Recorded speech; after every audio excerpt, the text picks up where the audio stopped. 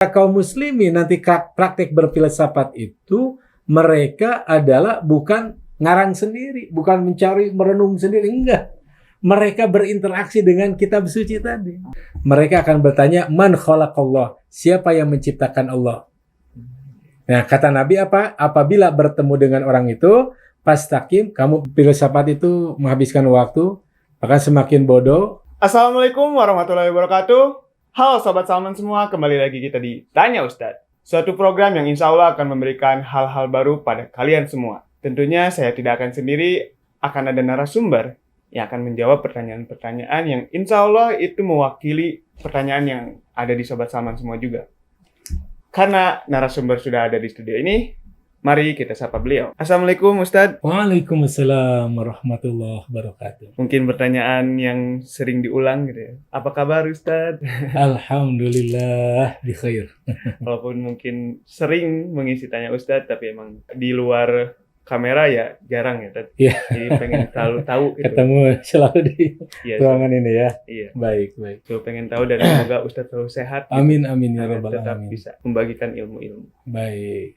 Nah, Tad, di Tanya Ustadz hari ini saya tuh pengen bahas gitu tentang hal yang emang tiap musim atau zaman ya kayaknya rame gitu tentang filsafat gitu. Karena ketika saya lihat di sosial media gitu banyak komenan-komenan tentang belajar filsafat membuat kafir gitu, ateis dan semacamnya. Jadi saya tuh pengen tahu gitu sebenarnya Islam tuh memandang filsafat kayak gimana gitu.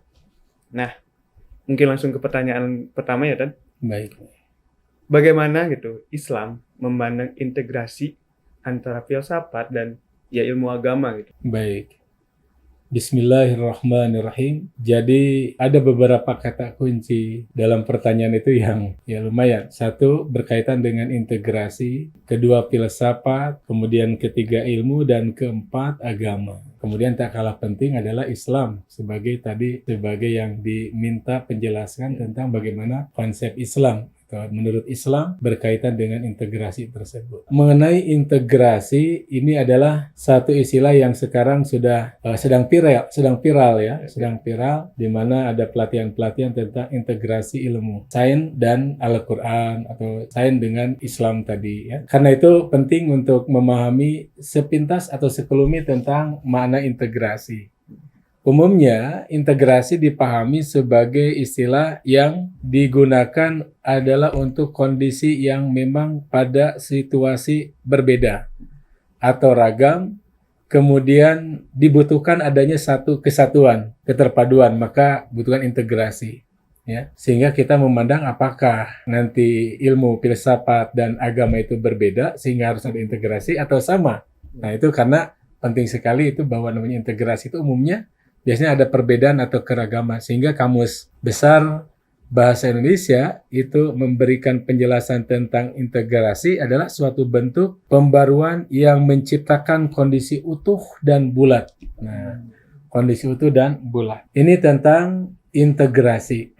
Yang kedua adalah tentang pengertian tadi, filsafat, ilmu, dan agama yang ternyata itu berat mengupas tentang apa itu sih filsafat.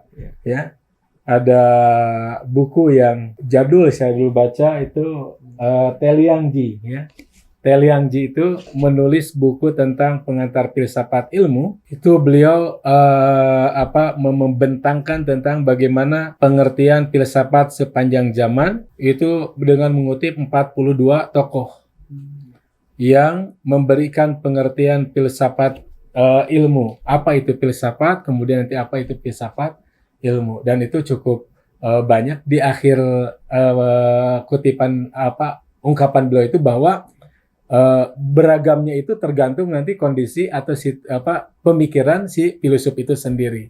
Sehingga yang membedakannya itu nanti bagaimana para filosof itu memberikan pengertian filsafat. Ya, nah itu nanti kecenderungan arahnya kemana itu sangat terpengaruh sehingga adanya keragaman di dalam memberikan pengertian filsafat.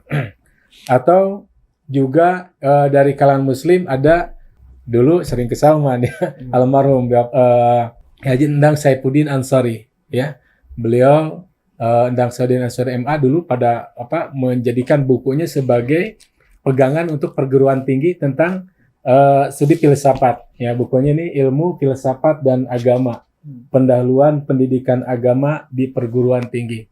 Nah, ini cukup detail tentang bagaimana sebelum membicarakan tentang nisbah atau korelasi filsafat, ilmu dan agama, ya. Nah, beliau membentangkan tentang penjelasan yang cukup panjang di sini. Diawali dengan apa itu perbedaan asasi antara manusia dengan hewan. Kemudian kedua, manusia makhluk pencari kebenaran. 3, tentang teori kebenaran. 4, masalah manusia. Di bagian kedua, beliau mengapas tentang ilmu pengetahuan.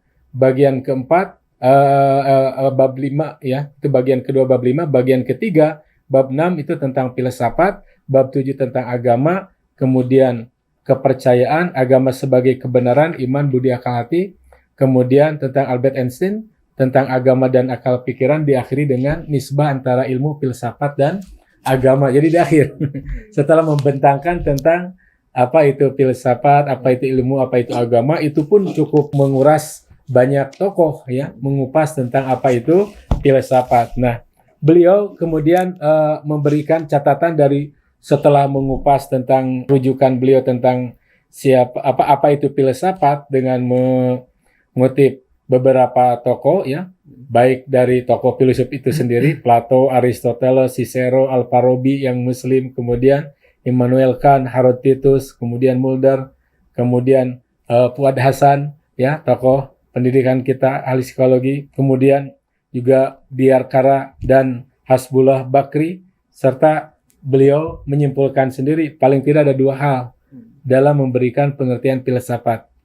Yang pertama, bahwa filsafat adalah ilmu istimewa, kata beliau, yang mencoba menjawab masalah-masalah yang dapat atau yang tak dapat dijawab oleh ilmu biasa.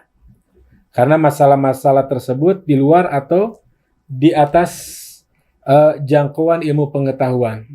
Yang kedua, beliau menggarisbawahi bahwa filsafat adalah daya upaya manusia dengan akal untuk memahami, mendalami dan menyelami secara radikal dan integral, secara sistematis hakikat sarwa yang ada, ya, seperti hakikat Tuhan, hakikat alam semesta, hakikat manusia.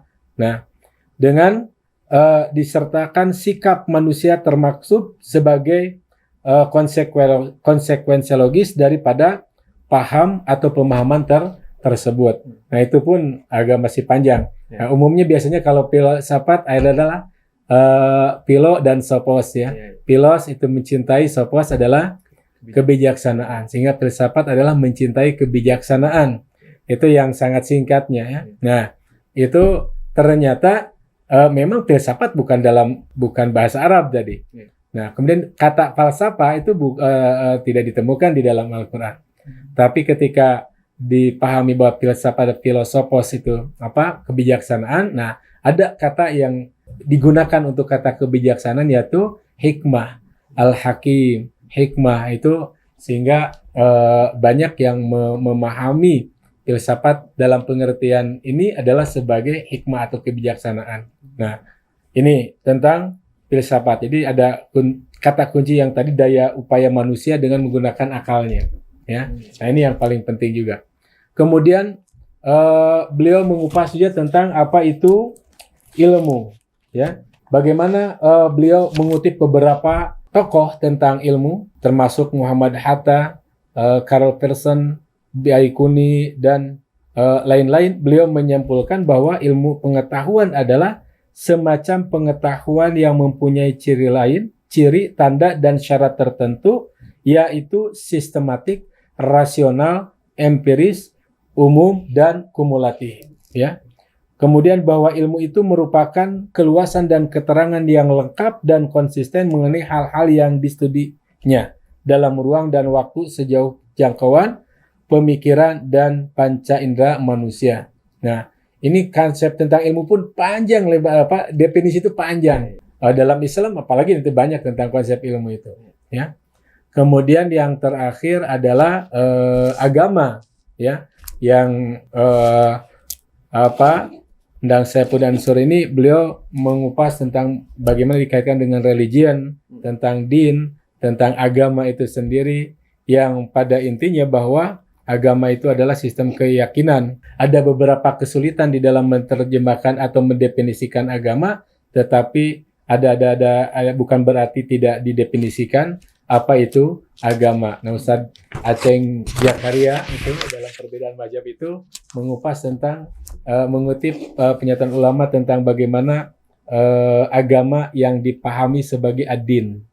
Beliau mengatakan ad-dinu huwa ma wada'ahu Allahu fi kitabil hakim wa sunnati nabihil as-sahihah minal awamiri wa nawahi wal irsyadati limaslahatil bashar dunyahum wa ukhrahum. Bahwa agama itu dalam pengertian din, yakni apa yang diturunkan oleh Allah dalam kitabnya yang bijaksana dan sunnah nabinya yang sahih, baik berupa perintah, larangan maupun petunjuk untuk kemaslahatan manusia baik di dunia maupun di akhirat. Jadi dia belum merinci ada 5 poin. Yang pertama, agama itu aturan Allah. Untuk siapa? Untuk manusia. Kedua, sumber ajaran, yaitu Al-Quran dan Sunnah. Kemudian yang ketiga, isi ajaran itu berita perintah, larangan atau petunjuk. Yang keempat, tujuan untuk kesempurnaan hidup manusia.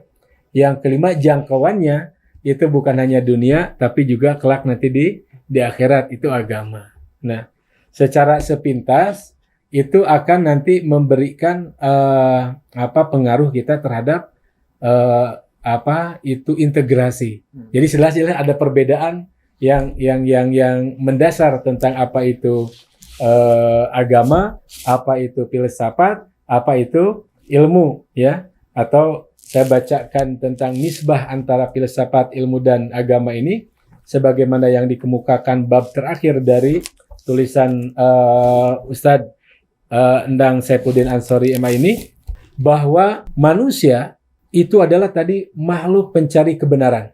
Nah, untuk mencari kebenaran itu ada jalan melalui ilmu, ada melalui filsafat, ada melalui agama.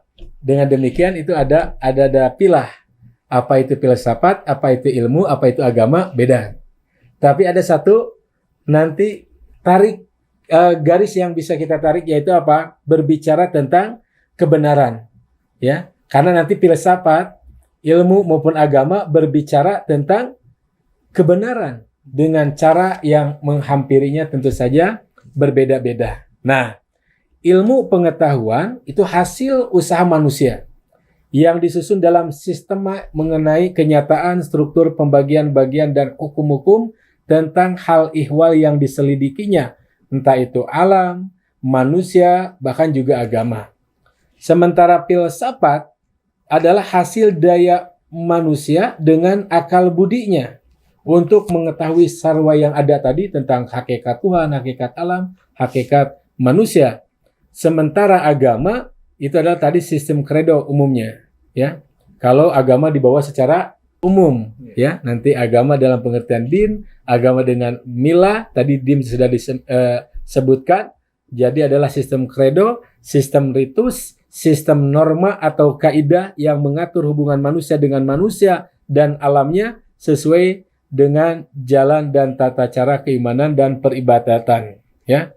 Nah, nanti agama dibagi samawi dan ardi dan seterusnya, ya. Nah, di sini ada titik persamaan antara ilmu, filsafat dan agama, yaitu apa? Bertujuan sekurang-kurangnya itu adalah yaitu kebenaran. Jadi baik ilmu pengetahuan dengan metodenya sendiri mencari kebenaran tentang alam, ya, termasuk di dalamnya manusia. Filsafat dengan wataknya sendiri pula menghampiri kebenaran, baik tentang alam maupun tentang manusia yang belum atau tidak dapat dijawab oleh ilmu.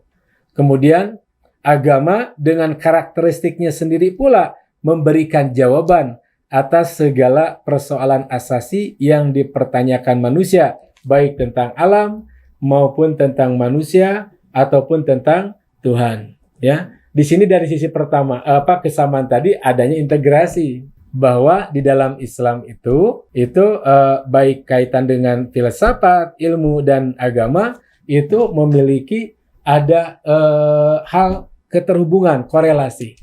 yang bisa diintegrasikan, ya. Nah, bicara tentang integrasi ilmu itu sudah lama.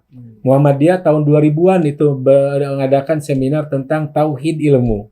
Nah, yang sekarang integrasi ilmu dengan istilahnya wihdatul ulum, ya, tentang kesatuan ilmu-ilmu. Nah, inilah jadi bagaimana Islam memandang integrasi itu pernyataan positif bahwa Islam memandang tiga-tiganya itu berbicara tentang kebenaran. Karena itu tidak bisa kita nafikan, gitu kan.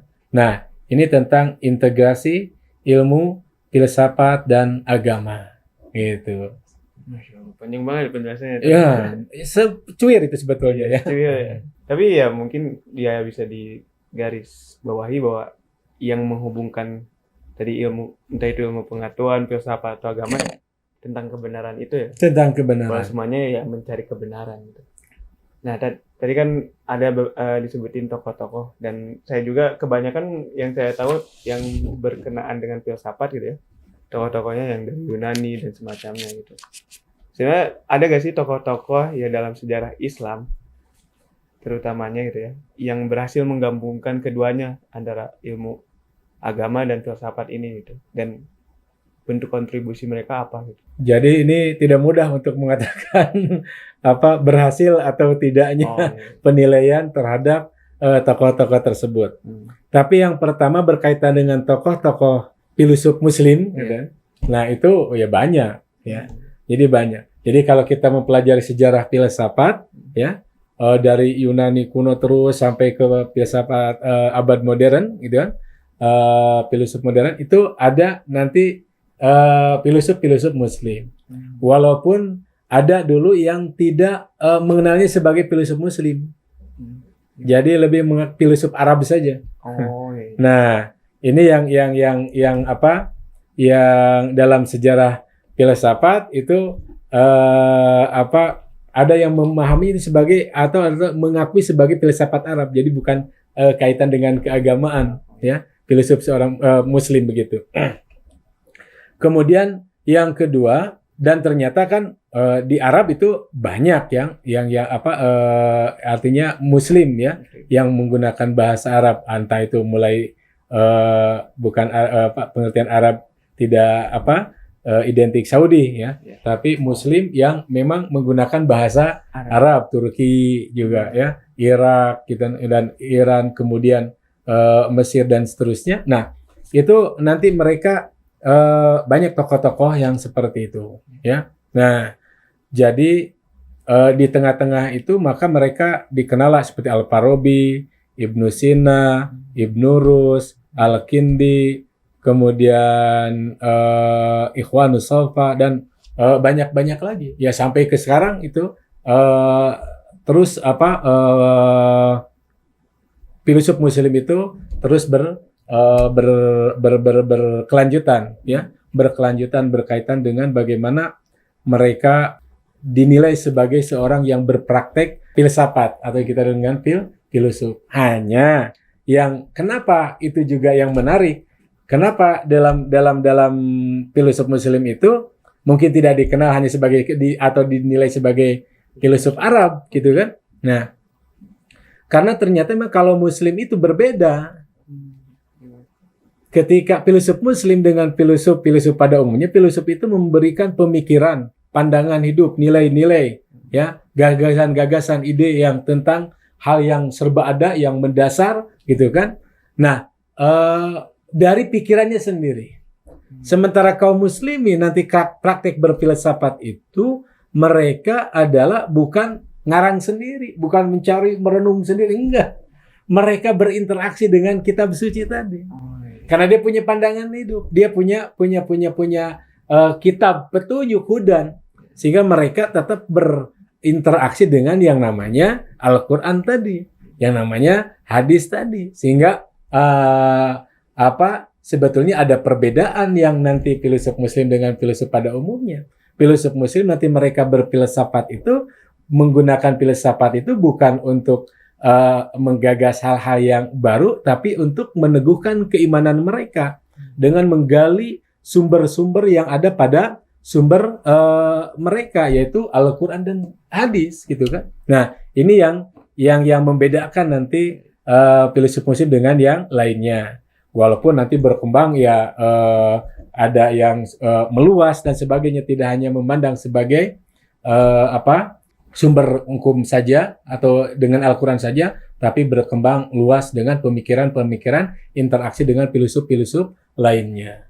Ya, nah ini yang menariknya dari filsuf muslim. Ya, Muhammad Iqbal, seorang yang dikenal dengan filsuf, ya penyair juga, ya ahli hukum juga, itu kan ketika melahirkan atau sebelum menulis puisi-puisi syair-syairnya itu dalam catatan harian seorang anak yang menceritakan tentang bagaimana keseharian Muhammad Iqbal itu, beliau itu selalu mengundang itu Hafiz Quran. Dia undang, dia suruh bacakan, dia dengar. Dengan dengar itu ada inspirasi karena dia paham bahasa Arab. Ya, dengan ngerti Quran ada inspirasi. Nah, kalau kita benar baca Quran terinspirasi enggak? Harusnya terinspirasi. Nah, itu kerja-kerja filosofis, kerja-kerja filsuf muslim berinteraksi dengan Al-Quran, ya. Nah, sekalipun tidak makanya nanti akan mempengaruhi terhadap pemikiran-pemikiran filosofis itu terhadap bagaimana pemahaman Al-Quran. Nanti kalau kita bicara tentang tafsir panjang lebar, nanti ada tafsir falsafi, ya. Itu bagaimana pemikiran-pemikiran itu digunakan untuk perangkat memahami kitab suci, yakni Al-Quran. Kan mungkin kebanyakan orang yang berpikiran tentang filsafat, bahwa filsafat tuh mikirnya kemana-mana aja gitu. Bahwa filsafat mungkin yang tidak di luar agama Islam yang mikirnya tuh abstrak gitu, liar dan semacamnya. Sedangkan yang di seorang filsuf Islam gitu yang terutama tahu Al-Quran, mereka tuh nggak abstrak, ya mungkin secara sejatinya tidak abstrak itu berpikirnya tuh ya karena ada tujuan untuk memahaminya gitu, memahami isi Al-Quran itu. Jadi ya memang filsafat itu abstrak. Jadi bicara tentang hal yang atau juga real, nanti berbeda nih. Artinya gini, kan bicara tentang ada, bicara tentang ada, itu gimana? Abstrak atau real? Nah, tergantung pemikiran filsuf itu kan, apa keberadaan itu. Nah, nanti maka muncul tokoh-tokoh seperti Al-Farabi tentang bagaimana tentang sesuatu yang ada itu, ya. Bahwa nanti ada itu bukan hanya bukan sekedar terlihat saja, kan? Nah, itu pengaruh nanti konsepnya, ya. Lalu kalau yang terlihat itu ada, terus bagaimana Allah? Nah, nanti konsep Islam mempengaruhi bahwa dalam Islam bahwa konsep filsafat tentang ada itu tidak menuju bahwa ada itu sesuatu yang bisa dicerap oleh indera kita semata atau materi. Nah, tapi ada sesuatu yang non materi, tapi keberadaannya ada. Nah, itu nilai-nilai itu kan mempengaruhi, gitu. Ya. Jadi ada tokoh-tokoh itu dan ya cukup panjang kalau membahas tentang satu persatu tokoh-tokoh itu, ya. Jadi, tapi semua di dalam Islam ada tokoh-tokoh yang mencoba untuk mengintegrasikan filsafat, ilmu bahkan dengan sains tadi, ya. Nah, tokoh-tokoh tadi, misalkan Al-Ghazali, ya, Ibnu Khaldun itu juga mengintegrasikan ilmu-ilmu. Bagaimana ilmu Al-Ghazali itu mengklasifikasi ilmu, integrasi klasifikasi ilmu.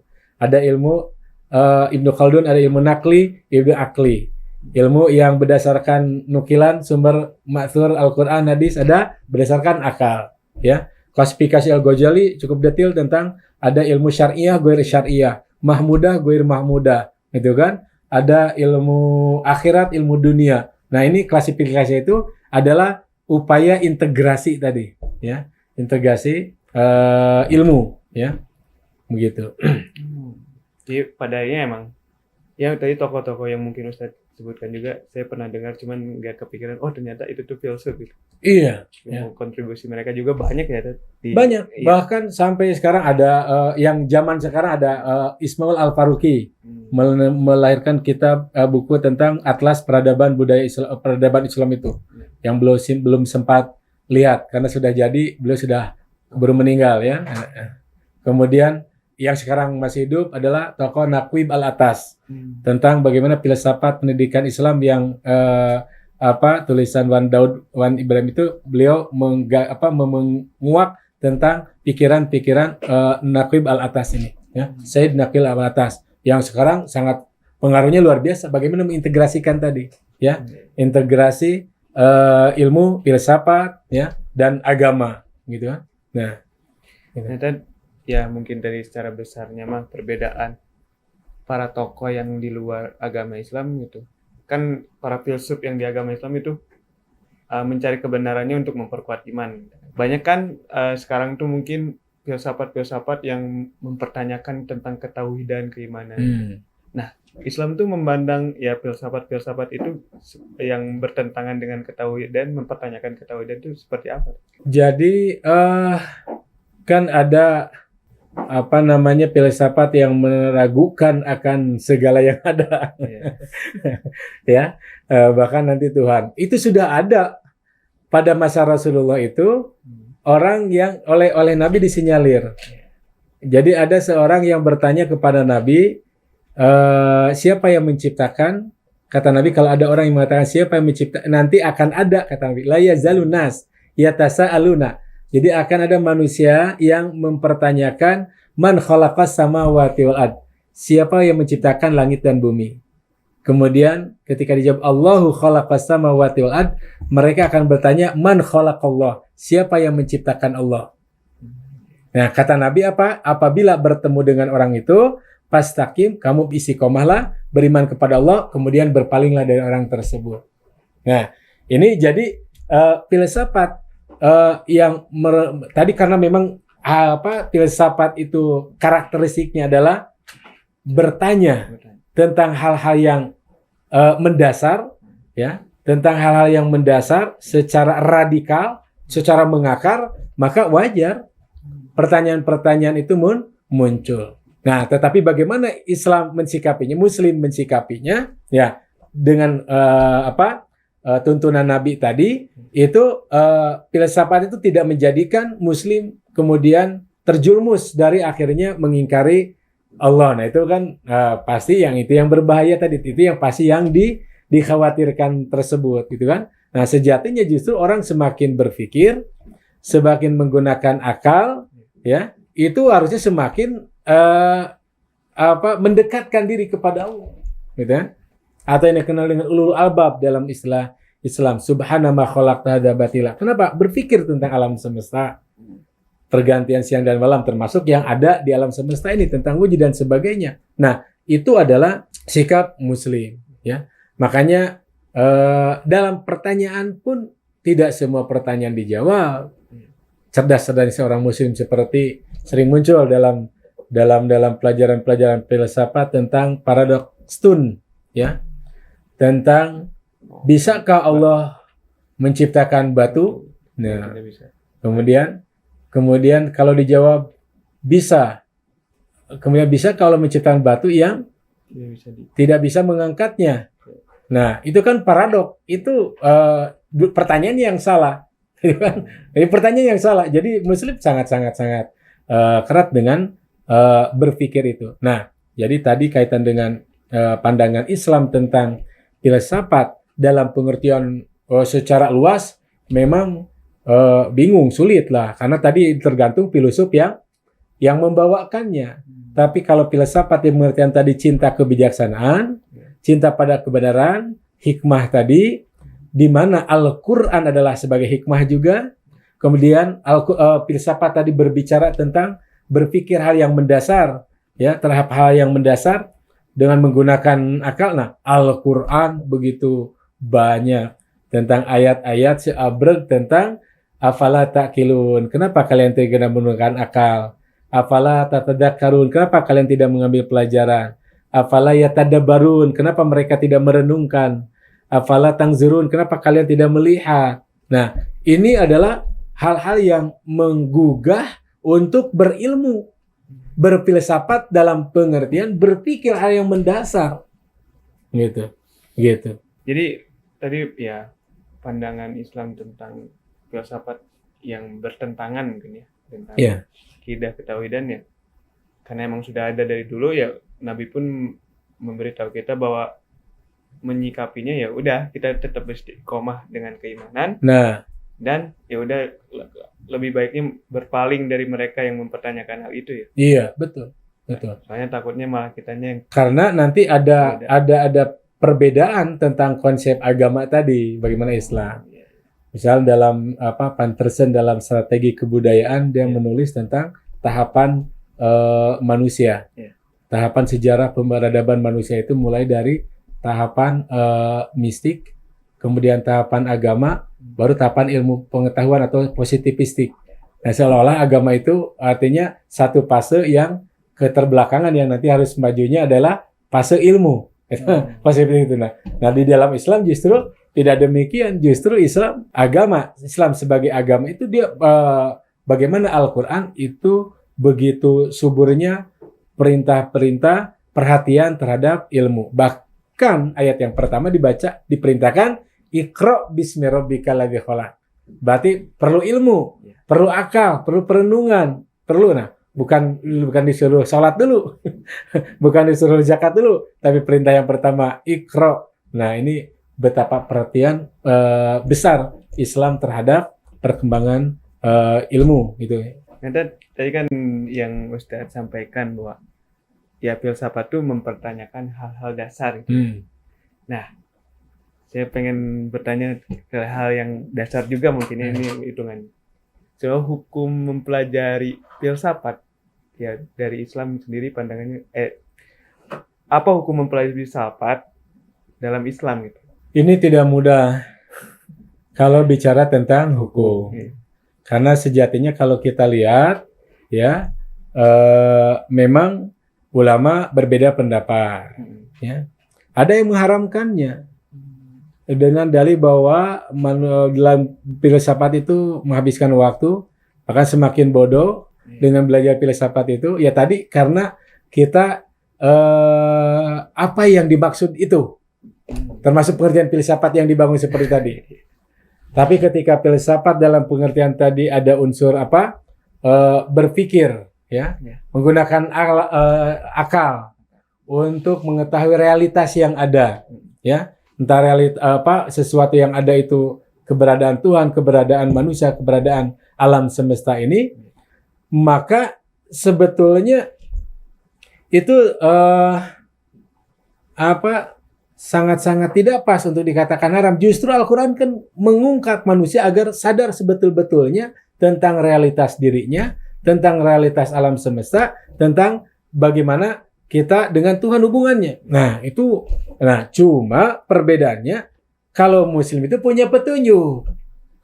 Jadi akal berpikir itu tetap didialogkan dengan sumber petunjuk tadi, hidayah tadi. Nah, kalau dengan demikian maka tidak pas lah kalau kemudian dicap bahwa justru filsafat itu akan menyesatkan orang dan sebagainya tadi, membuat orang kafir. Ya. Nah, tapi memang tidak pula juga digeneralisir karena memang ada orang belajar filsafat tentang filsafat kritis, segera ditanyakan, segera dikritisi sampai Tuhan ada, kemudian dia tidak mau beribadah dulu sebelum sampai dia menemukan tentang ketenangan pikiran dan sebagainya. Nah, kejadian-kejadian itu memang ada, ya, ada sehingga orang mati dalam keraguan misalnya itu kan. Itu ada, tetapi mengeneralisir tadi tentang seluruh pemikiran filsafat itu adalah menyesatkan sehingga haram untuk dipelajari. Nah, ini tidak semua ulama, ya. Nah, diantaranya ada yang tadi menyerang orang menyerang filsafat dengan filsafat lagi, artinya dengan cara berpikir, sistem pemikiran lagi yang didasarkan dengan pandangan Islam, gitu. Nah, contoh hal yang menguap tentang hal-hal yang mendasar tentang realitas yang ada. Nah, itu ada menarik tokoh-tokoh yang sangat berkontribusi tadi. Misalkan yang non muslim ada namanya Toshihiko Itsusu. Beliau menulis tentang Weltan Saung Al-Quran, pandangan dunia Al-Quran. Jadi bagaimana memandang realitas itu, ya, tentang ada dan sebagian nilai baik, buruk, benar, salah itu berdasarkan pandangan Al-Quran. sehingga mengebelakangkan tentang hasrat atau syahwat pribadi, tentang benar menurut kebenaran sendiri atau kelompoknya. Tapi harus bagaimana Al-Quran memandang itu benar atau tidak dengan pendekatan metode semantik itu. Nah, dengan pendekatan semantik itu kemudian menguak tentang bagaimana sebisa mungkin istantikil Quran. Al-Quran bicara berdasarkan Al-Quran itu sendiri. Tapi itu tidak mulus semuanya menerima, ada kritikan-kritikan, ya. Walaupun itu berkontribusi dengan tadi memandang itu kan hal yang mendasar tentang Tuhan, tentang konsep manusia, tentang alam semesta yang diambil dari Al-Quran. Nah, itu kan memberikan kontribusi bagaimana cara kerja filosofis memandang realitas ini berdasarkan kitab petunjuk, ya. Dan itu diadop kemudian misalkan bukan diasal, dikutip dan dikomentari, kemudian tapi juga punya gagasan tersendiri. Misalkan Cendekia Muslim yang sangat bagus itu Mas Kunto Wijoyo almarhum, ya. Beliau pakar ya juga sastrawan, juga peneliti, ya. Beliau juga yang sangat kental dengan ilmu keislaman dalam bukunya tentang paradigma Islam. Nah, di sana ada tentang bagaimana paradigma Al-Quran dijadikan sebagai pandangan hidup tadi, ya. Dan termasuk Nakib ke atas itu, ya. Itu punya tokoh-tokoh yang sangat kontribusi di dalam tadi meramaikan tentang bukan sekedar meramaikan ini, tapi menjadikan menawarkan satu tawaran yang sangat-sangat dipandang pas untuk integrasi ilmu tadi. Sehingga ilmu itu kan semuanya dari Allah, ya. Terus bagaimana ada yang boleh, ada yang tidak boleh, ada yang manfaat tidak manfaat, bukan dari karakteristik ilmunya sendiri, ya. Nah, pasti ada cara yang salah atau ada hal yang keliru di dalam memperoleh ilmu itu sendiri, entah caranya atau tahapannya. Nah, itu juga nanti pengaruh terhadap bagaimana terhadap pandangan ilmu, ya, begitu. Nah, dan kan ya karena pada dasarnya filsafat tuh mempertanyakan banyak hal gitu kan, ya mengakar dan semacamnya gitu. Apakah ada kondisi atau batasan tertentu yang harus dipatuhi oleh seorang muslim ketika mempelajari filsafat? Ada tuntunan Nabi bahwa orang menuntut ilmu itu mestinya jadi apa? Paham. Jadi ilmu itu dari alima, jelas, terang, ya. Sehingga alam, bendera itu disebut alamun karena walaupun kecil, ya, bendera Palestina misalkan kita tahu itu Palestina yang bisa atau Indonesia yang besar itu dengan hanya gambaran bendera sedikit, ya. Nah, petanda itu alamun, ya. Jadi gunung juga disebut alamun juga, ya. Nah, jadi ilmu itu ada kejelasan. Yang kata Nabi, kalau orang menuntut ilmu bukan semakin jelas, tinggalkan. Ya. Jadi berfilsafat itu semakin mencari jelas, bukan cari bingung sebetulnya kan, memahami yang ada. Ya prosesnya kebingungan ada yang didapat, tapi kan semakin jelas, bukan semakin bingung. Nah, itu hal yang sangat jelas petunjuk Nabi tentang bagaimana kita menuntut ilmu, ya. Bukan semakin terang, semakin gelap. Bukan ilmu zulmun kan, bukan nur, al ilmu nurun. Ilmu itu cahaya, ya. Nah, artinya dengan ilmu itu semakin terang sesuatu. Nah, itu batasan yang sangat sederhana sebetulnya, gitu kan? Tetapi kadang orang luput dari pengalaman itu, ya. Masya Allah. Nah, begini sahabat-sahabat semua, penjelasan tentang pembahasan filsafat tadi ya, yang banyak sekali dan panjang gitu. Seperti yang tadi ya Ustadz jelaskan gitu, bahwa ternyata ya ilmu filsafat dan agama dan pengetahuan itu bisa diintegrasiin gitu kan, bisa berbarengan karena ya pada dasarnya mencari kebenaran ya. Terus pada akhirnya banyak juga tokoh-tokoh yang beragama Islam yang menjadi filsuf gitu dan berkontribusi gitu. Dan tentunya pasti banyak orang yang mempertanyakan dengan dalih dia berfilsafat tentang ketauhidan, keimanan dan semacamnya. Tadi yang disampaikan Ustadz juga kan bahwa ada hadis Nabi, ketika kalian bertemu dengan orang-orang seperti itu, kalian tetap istiqomah dengan keimanan kalian dan kalau bisa ya udahlah tinggalkan saja gitu orang itu. Dan terus tadi juga batasan kita dalam mempelajari filsafat ya itu sangat simpel gitu kan, seperti yang Nabi sampaikan bahwa ilmu tuh ya memperterang gitu, memperjelas. Kalau hanya untuk kebingungan ya berarti ya udahlah tinggalkan. Nah, itulah Sobat Salman atas pembahasan filsafat di Tanya Ustadz hari ini. Semoga kalian bisa memahami dan mendapatkan hikmahnya dan mendapatkan keterangan terang gitu untuk melihat filsafat dari pandangan Islam gitu. Sebelum saya tutup, mungkin dari Ustadz mau ada closing statement? Tadi jadi tidak bisa sesingkat ini, Iya. ya. Tapi ada sisi yang tegas ya bahwa memang filsafat, ilmu dan agama ada perbedaan tadi ya. Nah, hal-hal yang bisa diintegrasikan, ada hal-hal yang ada memungkinkan untuk integrasi ya. Nah, integrasi ilmu dan filsafat, integrasi agama dan sains dan seterusnya itu sekarang sudah mulai berumur, dan memang sejatinya ya Islam memandang ilmu itu adalah dari Allah. Ilmu itu adalah sakral, ilmu adalah suci, ilmu itu adalah sifat Allah alim gitu kan, sehingga kita pengetahuan itu semakin berpengetahuan itu semakin mendekatkan diri kita kepada Allah. Nah, ragam perbedaan itu kemudian kita tarik integrasi yang kesamaan-kesamaan itu yang sejatinya itu akan mengantarkan kita di dalam kita berakidah semakin mantap, keimanan kita bukan semakin goyah. Yang kedua, secara ibadah semakin kritis. Kan dalam ibadah tidak semua bentuk ibadah itu seasal kita, ada ilmu. Nah, ilmu kritis itu tentang mana yang boleh, mana yang tidak boleh, mana yang sahih, mana yang tidak sahih, itu dasar-dasar ilmu kritis itu penting sekali. Kemudian yang ketiga, dengan kita mengintegrasikan ilmu itu tadi kita secara hidup pun kita menjadi jelas terarah.